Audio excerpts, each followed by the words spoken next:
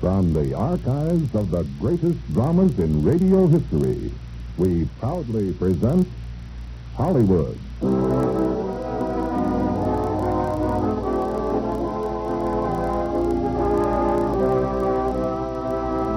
The Radio Theater, starring Olivia de Havilland and Charles Boyer in Cluny Brown. Ladies and gentlemen, your producer, Mr. William Keeley.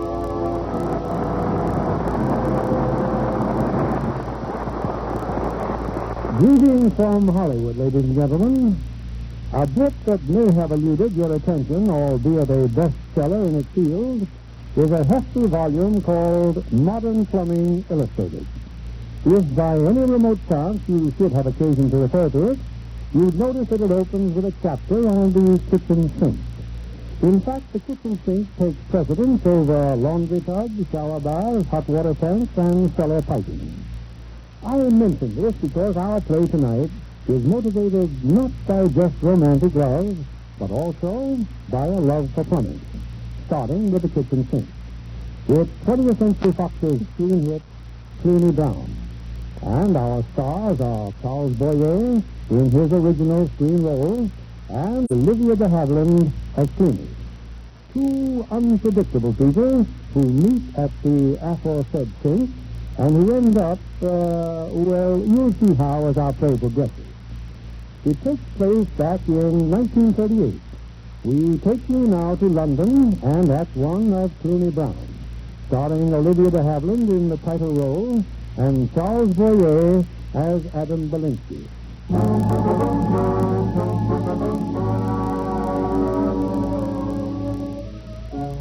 Way back in 1938 in London, an amiable bachelor named Hilary Ames was expecting 50 guests for cocktails when a sudden bolt of disaster descended.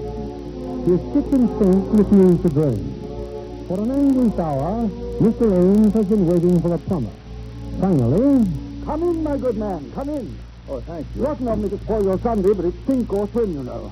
Kitchen's right there. There you are. Quite from mess, isn't it? Yes, very interesting. Well, there it is. Well, just don't look at it, old chap. Do something. Oh, you want your sink fixed? Right. Relieve the drain, relieve the tray. A bit of a poet, you know.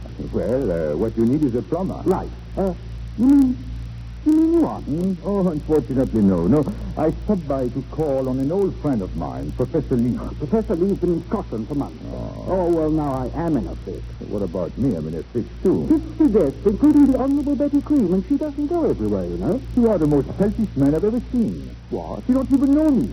And already you're not interested in me. Why don't you ask me why I wanted to see Professor Lee? Why don't you say, my dear sir, is there anything I can do for you? Well, is there? Oh, thank heaven I've misjudged you. My name is Adam Belinsky. Oh, Ames. Hilary Ames. Delighted. Still, I wish Professor Lee were here. You know what he would have said to me? What? Is there anything wrong to me, he would have said? And I would have said with a sad little smile, no, nothing. But he would not have believed me. Oh. No, he would have observed how tired I am. He would have insisted on my going inside and taking a nap. You had the most charming way of forcing a 20-pound note on you. Made you feel you were doing him a favor. A masterful fellow. Well, if there's anything I can do... that must be the plumber. Come in. Good afternoon. Good afternoon. Well, did you ever go at it? I beg your pardon? You ever came to me with a sink, aren't you? Well, I'm Porridge the plumber, too. But, where's Porridge the plumber? Picking out Henry's grass at the cemetery. I left a note for him. Said I'd have a crack at the sink myself. You don't mean you're a plumber, too?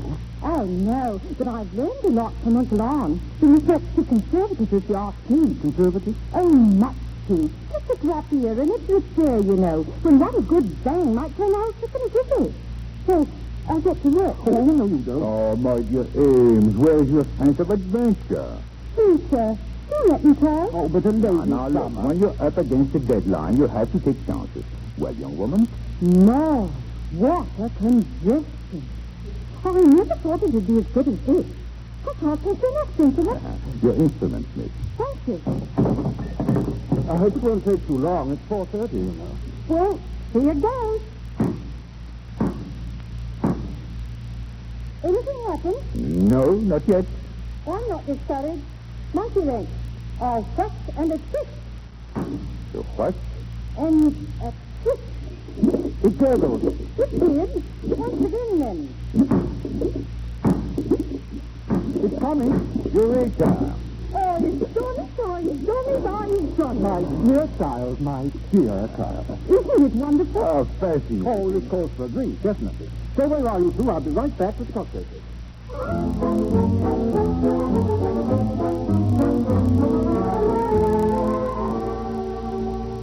Oh, what a wonderful afternoon. My first drink and my first cocktail with marriage in it. Have another. Oh, thank you. I feel just lovely. I feel sedative. Seriously? Have you ever had tea at the Ritz? I had last Saturday. I was lying at bed sucking oranges to turn up the system, you know, and all at once I said to myself, Cluny Brown, you've got a tiny note in your stocking. Why don't you have tea at the Ritz? So I did. That's how I things come over me. Was it a good scene? Oh, it wasn't the tea, but the earring size, the stillness, sweetness, and holding my chair for me. You'd never have thought I was out of place. What made you think you were? Oh, I didn't think I was. It's Uncle Arn. He's always telling me, Cluny Brown, you don't know your place.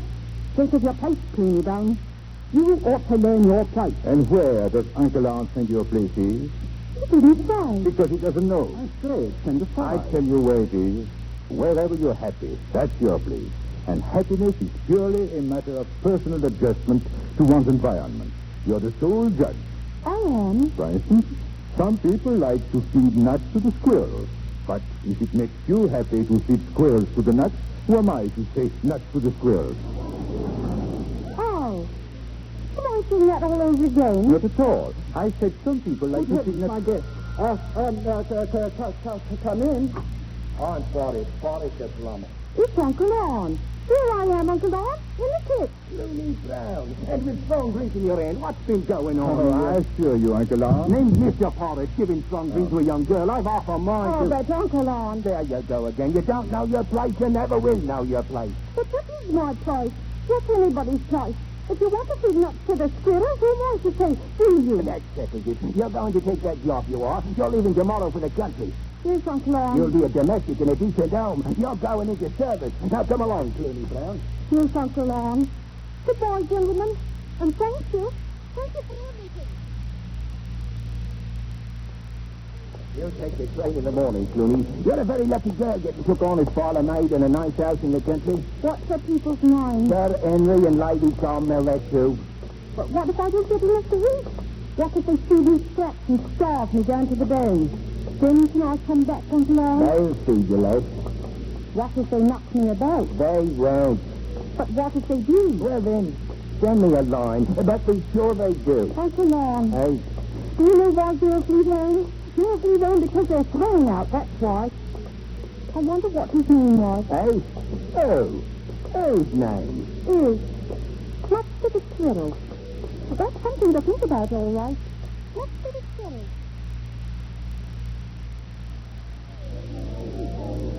And believe it or not, Andrew, she fixed it. Bang, bang, and away it came. A lady plump. Incredible. And what happened to the chap who was looking for Professor Lee? Oh, he's about somewhere, I suppose. I lost track of him when everybody breathed in.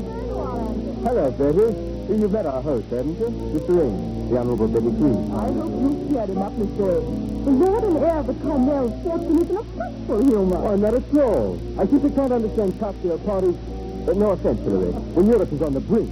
Hitler in Vienna and Prague. Oh, I'm so tired of talk about Hitler. But you must realize we're on the verge of war. Stop talking and do something about it. Well, I most definitely have. I've written a letter to the Times. Then there's nothing to worry about. Now then, I've something interesting to tell you.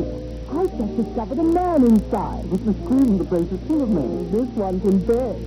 Come on and have a look.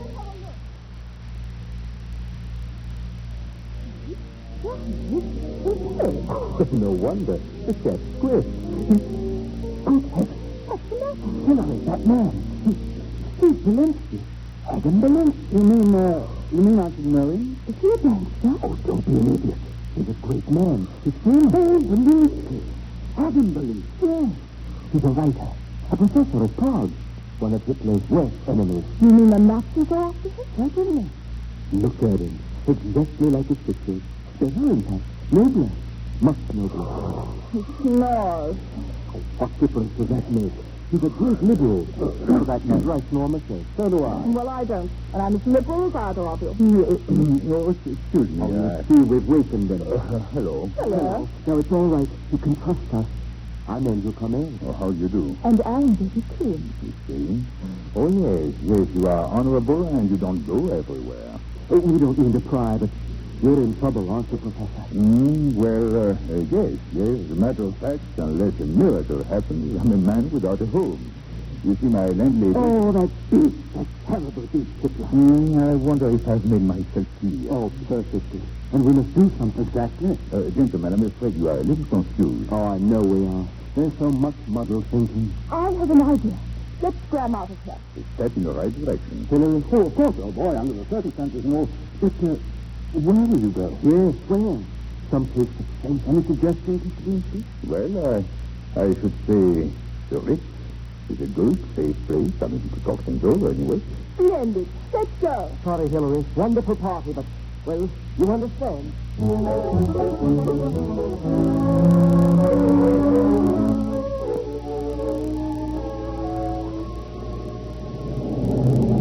Well, this is my lodging house. Thank you for a delightful evening. You see, I've never been to the Ritz before. Oh, it's been a privilege, Professor. Good night. Good night, Mr. Gomez. Good night. Oh, Professor. Yes? Excuse me, Betty. Professor, I beg your pardon for bringing this up again, but well, since you have honored us with your confidence... Yes? Well, I feel that the 20 pounds you were gracious enough to accept from me is most inadequate. Here, please take 50. No. My dear friend, you mustn't press me any further. I insist. I understand, Professor. I'm sorry. However, should I need 30 additional pounds, you will give it to me and nobody else. That's a promise? My word of honor. Oh, thank you, sir. I'll telephone you tomorrow? If you like. Good night. Good night, Professor. Betty. Yes? I'm sorry, darling, but I'll not be having lunch with you tomorrow. No. No. Tomorrow I'm driving down to the country. I've got to see Father about Professor Belinsky.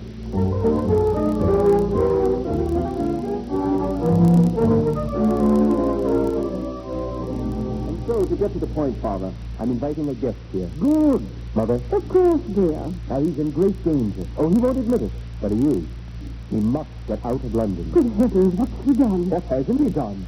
He's fighting for a new and better world. Whatever for? What for? Father, haven't you heard of the Nazis? Oh, yes, German chaps. Always wanted to see one. Send him down by all means. Father, he isn't a Nazi. He fights Nazis. Believe me, England won't be safe until we produce our own Belinsky. What the devil are Belinsky? What are Belinsky? Oh, I'll give up. Now, don't go all to pieces, dear. If England must produce Belinsky, why, we'll produce Belinsky. Belinsky is the man's name. Professor Adam Belinsky. Oh, well, we'll be glad to make his weekend as pleasant as possible. But this isn't a matter of a pleasant weekend. It's a matter of life and death. Well, he may have to stay here permanently. Permanently? A total stranger? Now, look here, But, Edward. Father, he sacrificed everything. He hasn't any money. Oh, Mother, I'm sure you'll understand. Now, I'm depending upon you to be very kind to him. Well, I've got to get back to London. You just got here. Betty Cream? Of course not. Betty Cream is entirely too superficial to be concerned about in times like these. Well, I'll see you as soon as I can. Goodbye. Goodbye, Father. Oh, dear, I wish you were more interested in Betty. Nice girl. Fits a horse well. Why doesn't he marry her and have done with it?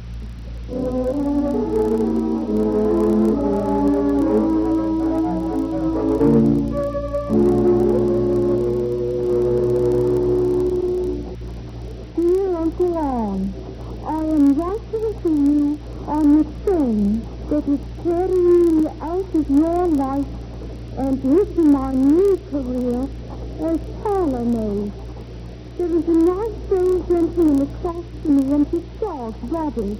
The gentleman says you will have a car waiting for him at the station, and he will drive me to Sir Henry Cornell's residence. He says any friend of theirs is a friend of his. So very Cluny.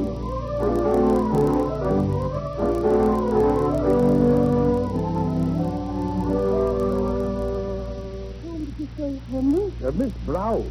Colonel Graham just dropped her off. Well, aren't you going in to see her? But I don't know any Miss Brown. Oh, of course you do. Of course you do. You just don't remember. Andrew. He definitely said Mr. Belinsky. But do you suppose he could have meant Miss Brown? Possibly. Oh, you'll remember once you get a look at her. One of those relatives of yours, probably. Well, I'll have to refer to you anyway. Colonel seems quite fond of her. Wants us to bring her over there tomorrow night. Did I see Miss Brown? Oh, it really doesn't matter. Then, so Mr. Lemon. Well, I used to take milk, but I'll try lemon. Oh, well, then, miss, by all means. Sugar? Oh, I don't think so. Are you quite sure? Well, if you don't mind, sir, please. Try a crumpet. Oh, thank you. You know, I didn't think it'd be anything like this. And I've never seen such beautiful flowers. Hear that, Alice? She works in it from morning till night. It's her empire. Maybe you'll let me help you. Of course, my dear. I'm so glad you like flowers. You're much nicer than I thought. I didn't think you'd be nice at all. You didn't? I was even afraid you might starve me. Instead, here I am having tea with milk and 4 lumps and crumpets. Here, I have another. Good heavens, child. Have them all. You won't be sorry. I'm going to do everything to please you, even extra things. How's your plumbing? Plumbing? I only switched one of your pipes leaked. I could fix it. By George. Miss Brown, I suppose you've known Colonel Graham a long time. Oh, no. We just met on the train, but I feel as if I've known him ever so long. I'm going to have a puppy. You're going to have a what? A puppy from the Colonel. Jupiter. He says it's the first time he's ever given one of Roddy's a boy. I promise I won't let it interfere with my work. Your work? Yes. What? I'm Cluny Brown. Miss Pisket from the agency sent me. Didn't expect me. I'm going to be Polonite. Oh, I see. You thought I was going to be yours, didn't you? I'm sorry. Oh, nonsense. You've enjoyed meeting you. Yes, of course. Sir? Yes, lady. So that's just as Cluny Brown when you made. No, don't get upset. But it isn't Cluny. We hope you'll be happy here and stay with us a long time. Thank you, lady.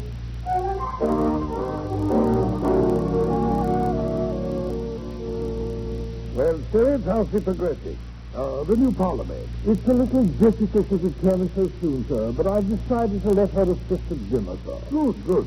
Now, about what's his name? The chap Andrew sent us from London. The professor, he'll be downstairs immediately, sir. I say, Alice, what's his name again? Oh, dear, I keep forgetting, too. So many foreigners have foreign names, don't they? If I may make a suggestion, sir, think of the fur, Kolinsky. Of course. Professor Kolinsky. And now substitute B for Co, Belinsky for Kolinsky, and you have it, sir. Simple, isn't it? Professor, what's the name of that fur again? Professor Belinsky. Oh, Professor, how nice to see you. You're very kind of you, Gamel. How do you do, sir? How do you do? Have a glass of sherry. Don't you like your room? Oh, most excellent room. Good. Comfortable bed, too. Oh, there's a nightingale under your window. Oh, you shouldn't have gone to so much trouble. Not at all. Professor, you're most welcome here for as long as you care to stay. How very hospitable you are, but I don't feel I should accept until you know more about me. Oh, Andrew has told us all about you. And about this nasty business, you don't have to worry with Constable Birkins around.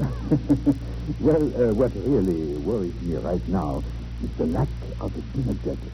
Dinner is served, milady. Sir Henry, I couldn't bear to face you in a lounge suit across the dinner table. Nonsense. Wore a lounge suit myself once at dinner. In Naples, French slumming. Didn't want to shock the natives. How simple and charming you make effort. Now, and mind that you hold the mutton jacket properly. Oh, yes, sir. Stop leaping about. You will serve Sir Henry first. Anyway, Here we are. Mutton from our own sheep, Belinsky. Huh? What? Don't take that pizza, Raymond. This one is much better. What? It hasn't seen its fat, and it's bigger and browner. Well, I never. May I have pizza? No, thank you, Miss Brown, if you don't mind. It's you! It's you! Get him up to the stove! Ow! maid shooting my mutton for me. Outrageous. Preposterous. You'll be dismissed immediately. No, one moment, Sir Henry. You took the piece of mutton she suggested. Why? Well, because the other piece had a blob of fat on it. And this one is browner, leaner, and bigger. But hang it all, Valencia, justice is done. What a pity. Does it occur to you, sir, that for generations the lords of Carmela probably eaten the wrong pieces of mutton? Oh, that's a very interesting way of looking at it. Besides, Henry, it's so difficult to get domestics to come to the country. Well, she needn't have dropped the whole platter and insulted my friend. What is it she said to you? Nuts to the squirrels. Doesn't make sense. No, it doesn't. It should be squirrels to the nuts. Well, not too deep for me, Belinsky. If I may say so, milady, the sooner the young woman is dismissed, the better. Oh, Monsieur Stewart, I know that as a guardian of English tradition, Miss Brown has offended your sensibilities. But permit me to quote someone to whom everything English was also dear. The quality of mercy is not strange. It droppeth as a gentle rain from heaven. Lady Carmel, Sir Henry, allow me to raise my glass to Shakespeare. Here, Shakespeare. We'll give her another chance, Philip. Thank you, Lady Carmel.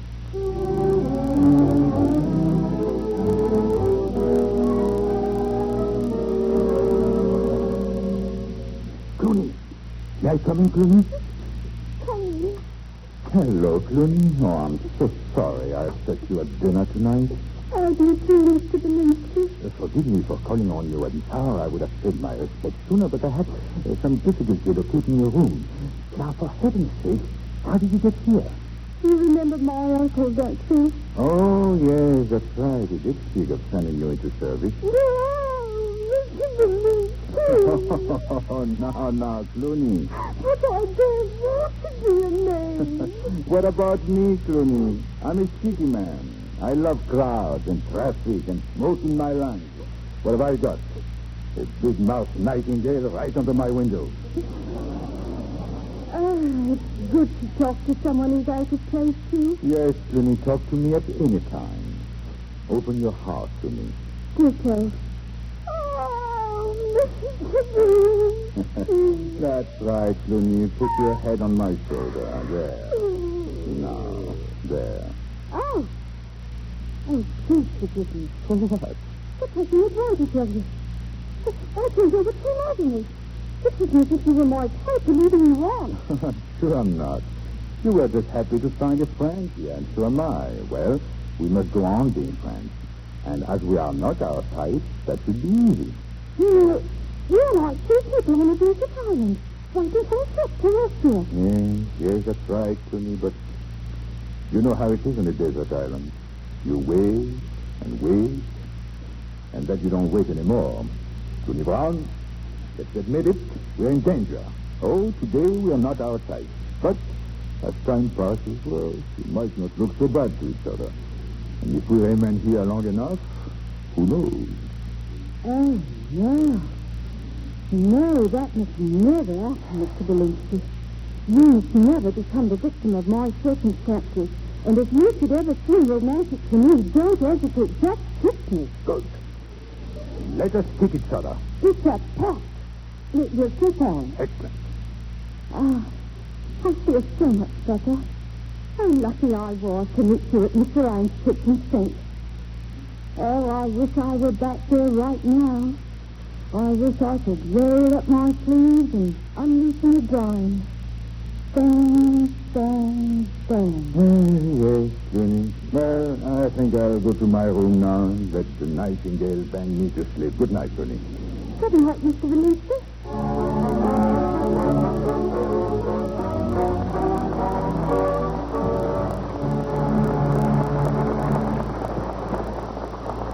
In a moment, we'll return with Act 2 of Cluny Brown, starring Charles Boyer and Olivia de Havilland. At military and experimental airfields all over the world, espionage agents observe. They watch and record the flights in and out of the field, and they observe, as much as they can, the performances of new planes and weapons, and they listen to the voices of the people who work inside and talk outside about classified information. The outcome of wars and the course of world history is changed because people who should have known better talk.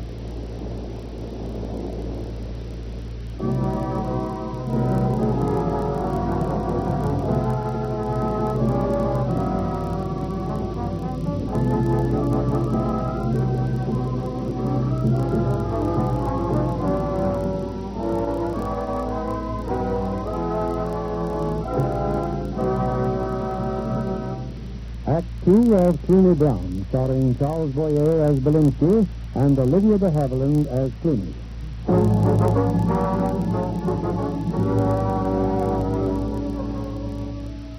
For 3 weeks, Cluny Brown has pursued her career as a parlor maid on the country estate of Sir Henry Carnell, where Adam Belinsky is installed as a somewhat permanent guest. Now, on a pleasant afternoon, Adam and Cluny negotiate a chance meeting in the village. Cluny! Why, Mr. Belinsky, what are you doing in the village? Oh, just a walk, Cluny, but look at you. Violets on your shoulders, roses on your cheeks, and a whole garden of a hat on your head. What's the occasion? My afternoon off, from 3 to 7. Oh, that's perfect, Cluny. 4 hours, all to ourselves. Oh, it's awfully sweet of you, Mr. Belinsky, but, well, something has happened. What? Well, what would you think if a gentleman invited you to tea, and to meet his mother, too? Oh, I wouldn't go. But I've already accepted. It's the chemist, Mr. Houston. Oh, it's so exciting to meet a man surrounded by hundreds and hundreds of bottles, and every one of them like our guest. Mr. Wilson is going to get better acquainted. He'll let me watch and make up a prescription. Oh, Cluny, it looks as if your ship is coming.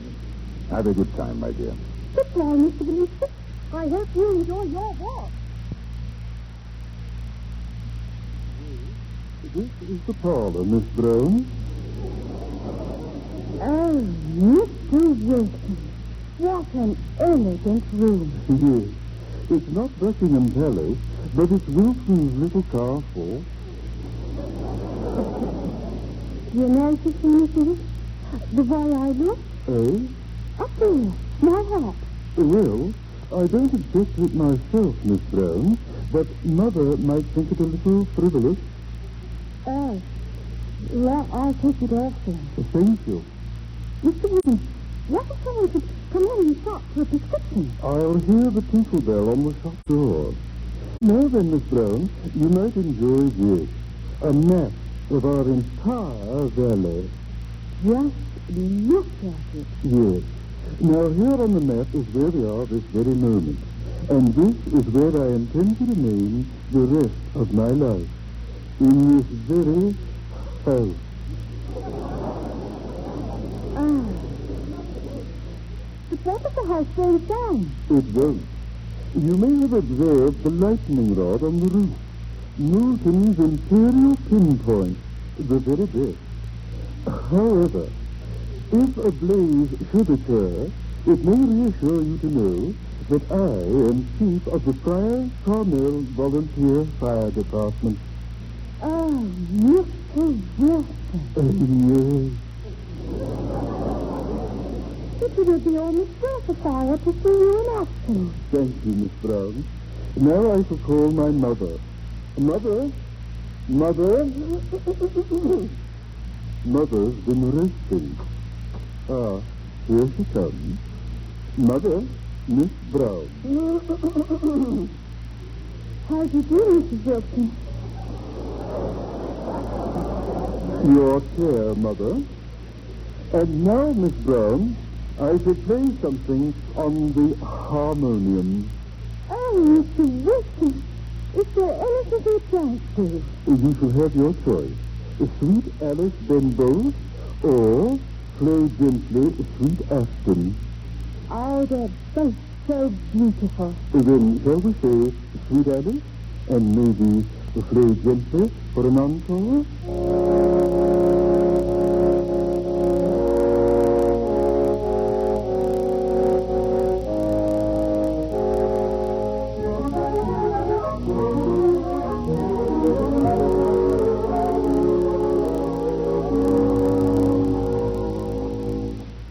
I'm afraid I'll have to leave you at the crossroads, Miss Brown, much as I'd like to go further. Mother's taken a great liking to you. Yes, sir. Oh, I hope so. She didn't say anything, that is, apart from clearing her throat. Mother, the first words on Saturday. Oh, look. Hello, Mr. Belinsky. Hello, Cluny Brown. You're taking a walk? Oh, this is Mr. Wilson. Mr. Belinsky. Oh, how do you do? How do you do? Mr. Belinsky's staying at Friar's Cornell. She's supposed to see Henry in beauty call now. Oh, I understand your surprise, Mr. Wilson. I guess she's not ordinarily aware of the existence of a maid. Exactly, sir. Well, you see, at Friar Chamel, we are very proud of our Cluny and interested in our welfare. And above all, in our friends. Oh, mystery, sir. Oh, it's 7:15. Oh, I really must look along. Thank you for a wonderful afternoon, Mr. Wilson. Good evening, Miss Brown. A very worthy young lady. Yes. I'd like a word with you, Wilson. I am at your disposal, sir.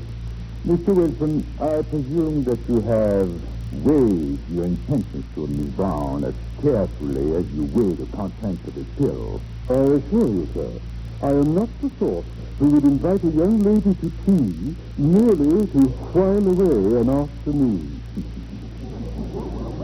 Well, I must admit I was worried about Cluny, but you have relieved my fears. Mr. Wilson, you couldn't have prescribed the better sedatives on yourself. Oh, thank you, sir. Not at all. Good night. Good night, sir. Oh, Mr. Wilson. Yes, sir. Just something more. You don't drink, do you? Oh, no, sir. Good. Good night, Mr. Wilson.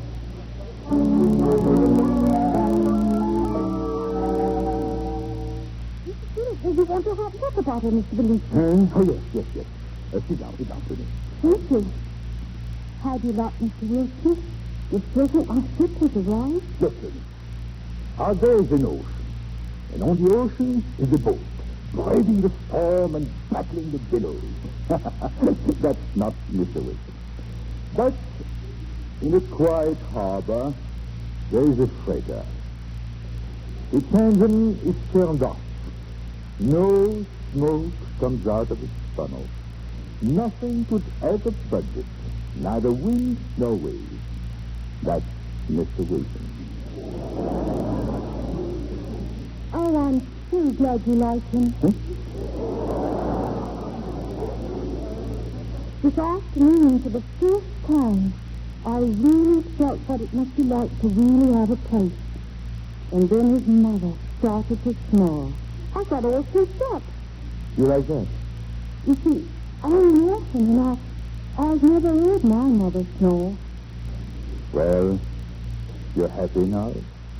That's all that matters. Well, Mr. Belinsky, I'm sure your ship will come in too someday. Don't worry about my ship. I'm a good swimmer. Oh, you have water bottle. Oh, thank you. Thank you, Mr. Belinsky. Good night.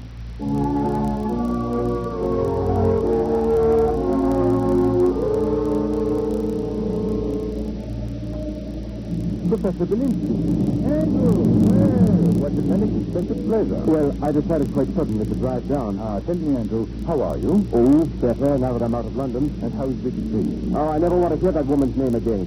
She's impossible. Self-centered and idiotic. Now tell me, what's been going on? I've neglected you shamefully. Have you noticed anything that looks like a Nazi?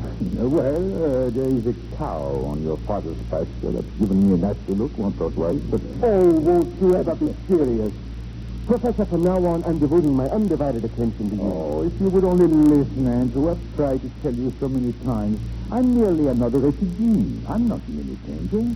You're not in danger? Well, naturally I am. Well, that's more like it. But so are you, the whole world, everyone. Yes, but everyone's not Adam Belinsky. Of course, I had a bad time of it until I reached England. And mind you, I may have a bad time of it again if they ever publish my book. Well, what's holding it up? Publishers. What a fad.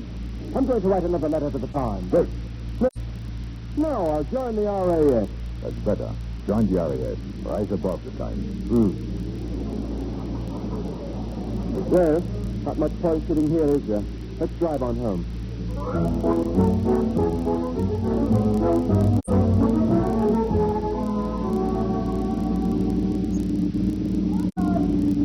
Hello? What's Betty Green? Yes? What's she doing here? Riding a horse? She's here for the weekend. Why didn't you tell me? What do you care? You told me she was impossible. Betty, why did you come here? Your mother invited me. Well, have you forgotten that row we had last night? You have a row? I don't remember. We had a row all London's talking about. You haven't even the decency to acknowledge it. Sorry, darling. I'll do better next time. That's getting a habit, old boy. One day, some man's going to marry that girl. Decent set, probably. Poor thing. Well, there's only one thing I can say for her. Mr. Hornwell.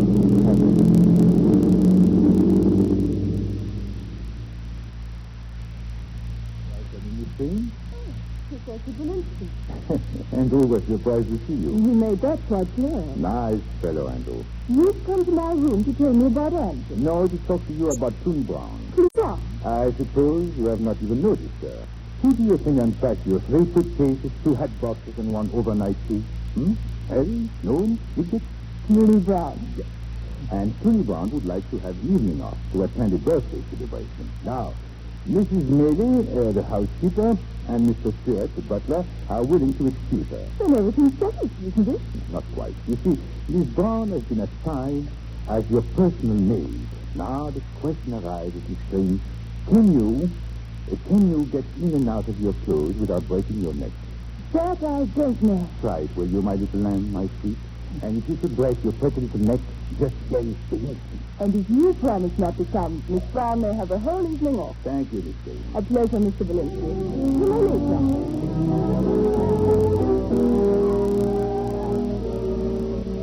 What did you say, Mr. Belinsky? I said the evening is yours, Cluny. Enjoy it. Oh, Mr. Belinsky. You see, it's not only Mrs. Wilson's birthday, but Belinsky himself is happening. Hi, Cluny. Yes, they have. Mr. Wilson has spoken to his mother about me. Oh, I'm sure she approved of you. Well, anyway, she didn't say no. She just said, That's what he told me. Oh, that's very encouraging. And then Mr. Wilson asked us to meet him to look at her, and everybody. And they She all... asked you? That's just it. He might ask me tonight. That's the suspense. I see. So romantic, Cluny. Mr. Belinsky asked... Oh, no, I can't tell you. Tell me what? But I had a dream last night about you. Cluny, you did? Oh, you don't know how wonderful you looked in that furs. And how you rode that black Arabian stallion. Whee! You just burned Dr. Frank, and you slipped me up off the desert and set me right in front of you on the saddle. My, did we sit a horse well. Tell me, did I take you to my tent, Cluny? That's the usual procedure, isn't it? You were taking me somewhere, but just in time I remembered our pact. Our pact? Oh, yes. So I fixed myself. Oh, and took the kick right out of the dream. Mr. Belinsky, who was I gone to your tent? No, Cluny, you did the right thing. I have no tent. Not on the desert, nor anywhere. Well, run along, Cluny. Good luck. Thank you, Mr. Belinsky.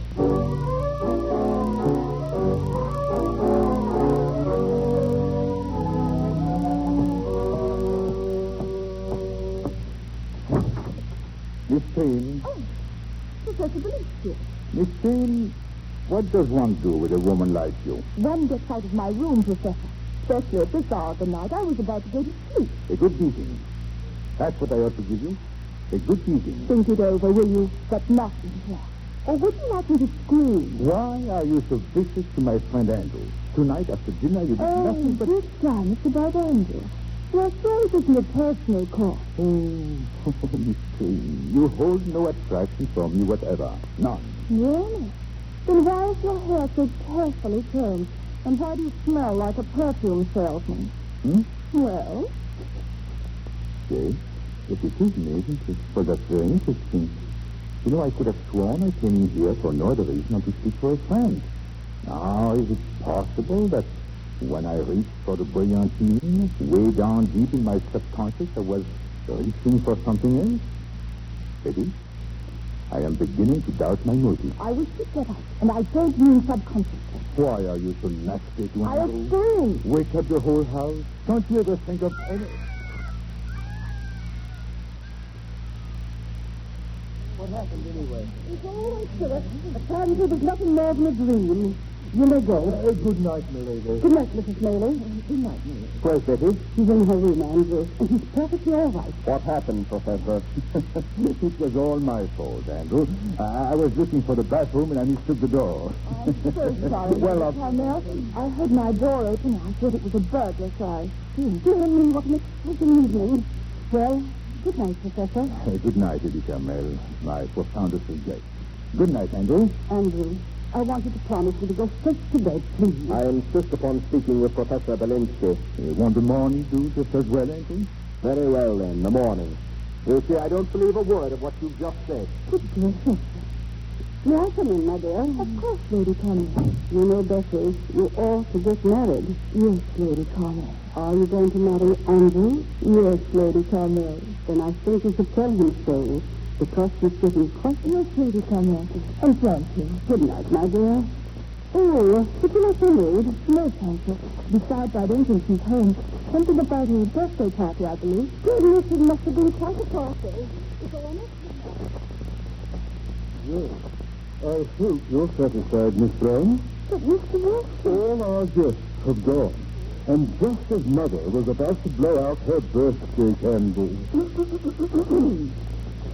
I still don't understand what I did that was so wrong. For one thing, Miss Brown, the word Clunding is not mentioned in mixed company, let alone at Mother's birthday. But it's right. It was flooding the bathroom. Miss Brown. And I thought I was being so helpful fixing it. And I did fix it. I fixed it fine. We can't discuss it any further tonight, Miss Brown. If at all. Yes, Mr. Wilson. Good night. Good night, Mrs. Wilson.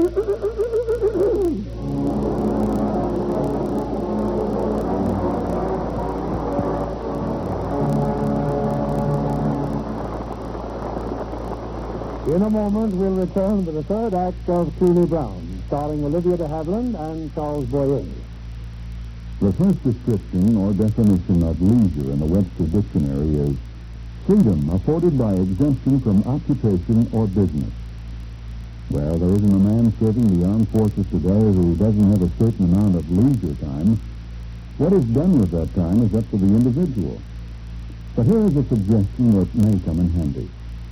Why not take a course, or a group of courses, through the United States Armed Forces Institute? There are over 6,000 to choose from, elementary, high school, college, or technical. The choice is yours. How about discussing it with your education officer? Back to your producer, William Keeley. Act 3 of Cluny Brown, starring Charles Boyer as Belinsky and Olivia de Havilland in the title role.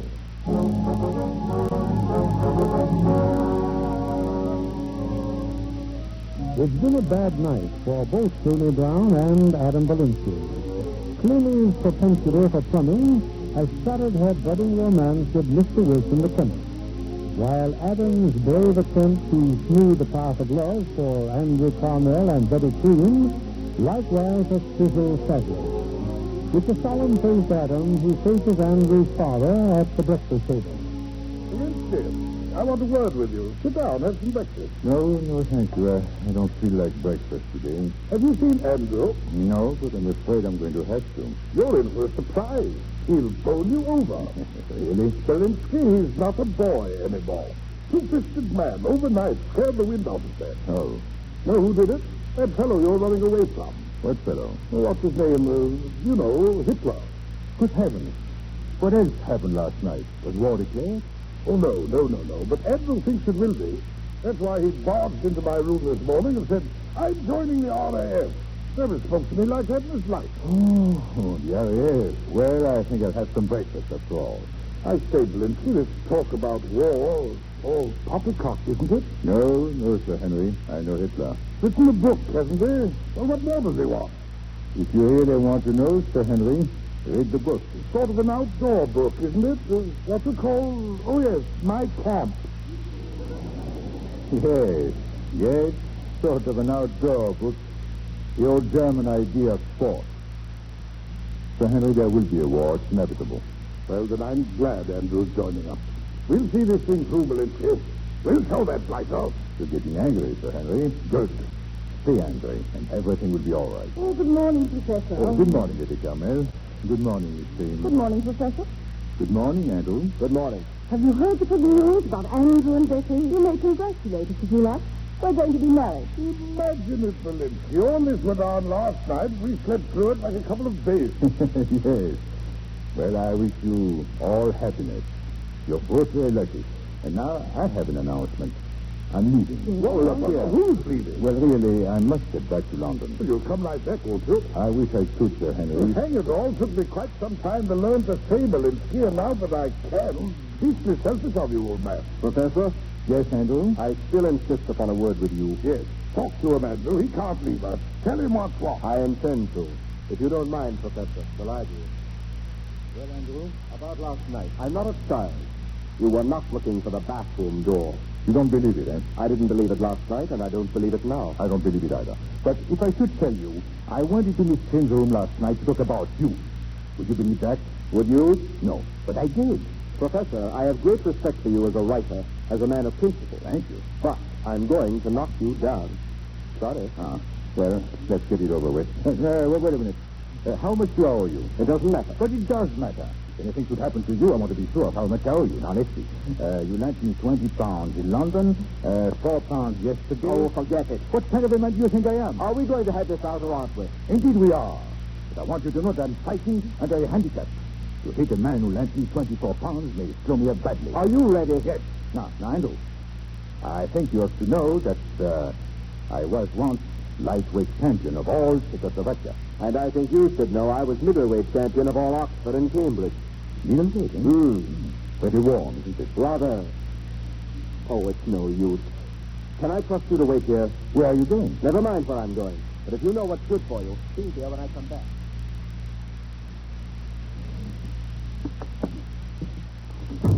Betty. Andrew, what are you doing? You took something out of the dress. I'm sorry, Betty, but it doesn't concern you. You've got to trust me. Now, please. But if I trust you now, I'll always have to trust you. And I'm sure I won't. It's a gun, isn't it? That's what you're hiding behind your back, a gun.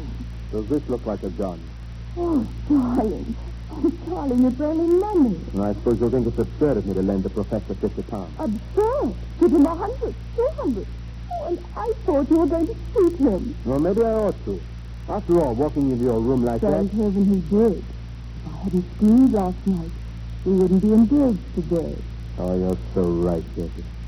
I've said it before, and I'll say it again. What England needs is more Belinsky.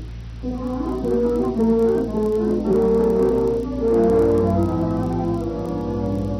sent for me, sir? Yes, Stuart. I'm leaving. Oh, indeed, sir. You know, I will miss you, Stuart. And so will my want to. You brought glamour into its crowded life. Thank you, sir. You traced and increased its self-respect. You gave it hope. Thank you, Stuart. I'd like to give you this. Oh, thank you, sir. And if you don't mind, this other envelope is for Mrs. May. Yes, sir. Where's Susan Brown? I have a little something for her. I'm afraid Brown is indisposed, but she hasn't left her room this morning. Oh, nothing serious. Oh, no, Mrs. May tells me the birthday party last night was a bit too much for her. Oh. But I can call her. I'm sure it's all right. No, it's better like this. Would you be kind enough to give her this little package? And tell her, please, that I'm so happy her ship is coming.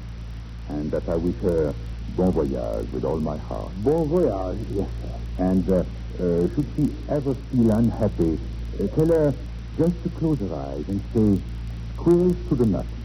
You'll remember that, won't you? If she's ever unhappy, nuts to the squirrel. No. Squirrels to the nut. Squirrels to the nut. Very good. Thank you. Goodbye. Goodbye, Professor Billy.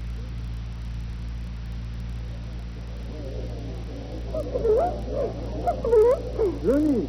Oh, Mr. Belinsky. How did you think this is done? Why should you be afraid of that? Because I wanted to thank you. Natural stockings, Mr. Belinsky. Oh, they are beautiful. I'm glad you like them. How didn't you say goodbye to me? We might never see each other soon. Yes, I know, Cluny. It's kind of awful to think of. Yes, it is awful. How is Mr. Wilson? Well, I like him better, Mr. Belinsky. Was he sick? No, he was upset about his mother. What's the matter with her? Oh, he was upset about me. Mr. Belinsky, I distressed myself last night. Cluny. You know what plumbing does to me. I just can't keep my hands off it. So I don't blame Mr. Wilson. Men just don't value plumbers. Oh, you mean then it's all over? You and Mr. Wilson? We would think so, wouldn't we? But it isn't. He telephoned me this morning. Oh. He's going to ask his mother to give him another chance. Isn't that genius of him? Yes, I might still be Mrs. Hector Wilson. That is, if I can keep away from quite strong enough. Well, the train is leaving, Cluny. Yes. Well, goodbye, Mr. Belinsky. Get on the train. What? Get on the train. But, yes, Mr. Belinsky.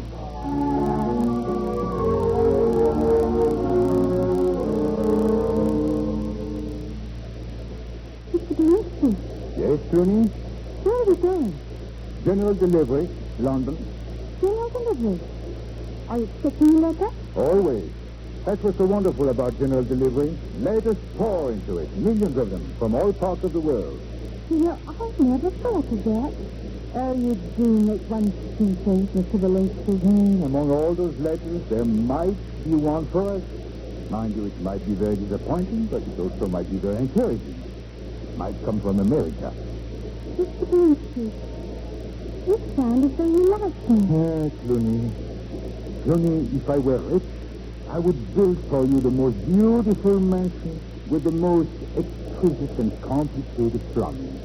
And right in the middle of the most elegant housewarming party, I would hand you a hammer and a monkey wrench, and I would say, ladies and gentlemen, Madame Cluny Belinsky is about to put the pipes in their place.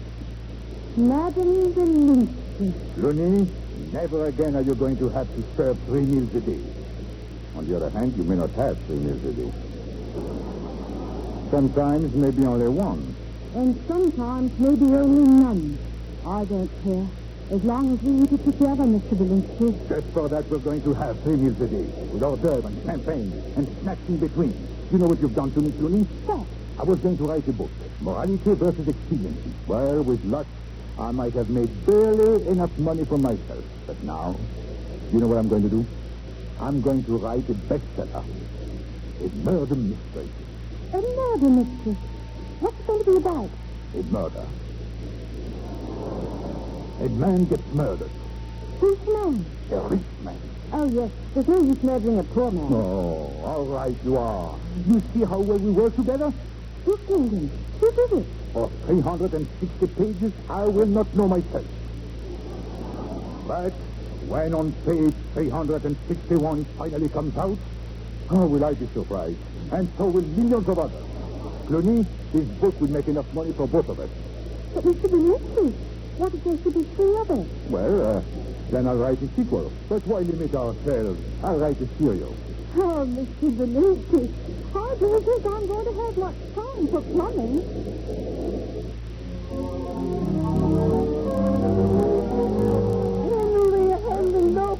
What is it, my dear? Just saying, Professor Belinsky's new book. At last. By Jove, they've been sold out for weeks. What's the name of it again? The Nightingale Murder by Adam Belinsky.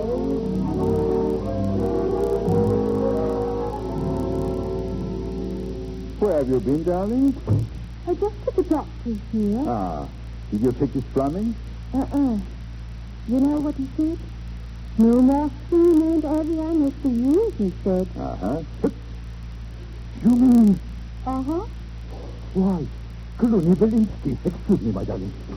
What are you doing? The Nightingale strikes again by Adam Belinsky.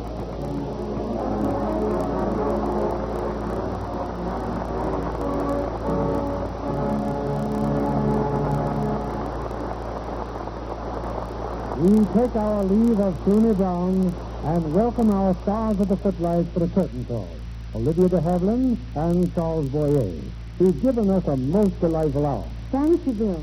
I really enjoyed being Cluny Brown. Does that mean you have a yen for plumbing, Olivia? No, sir. The only bathroom fixture that I understand is soap. Good night. Good night, and thanks again for Cluny Brown.